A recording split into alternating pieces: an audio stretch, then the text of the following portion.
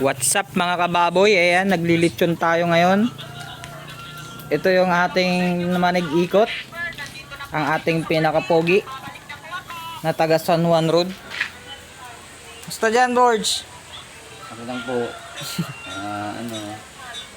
Relax lang, no? Ito po yung baboy natin ngayon. Medyo nabiyak lang yung balakang kasi.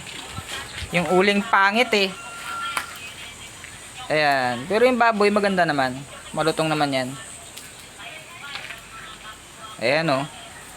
Kaya kung meron po kayong mga okasyon, mga birthday o kaya kasal, order na guys. Mura lang yan. Tag 5 piso lang yan. Dito po tayo. Medyo presko po dito kasi maraming kahoy, maraming mga puno. Yun nga lang, mainit talagang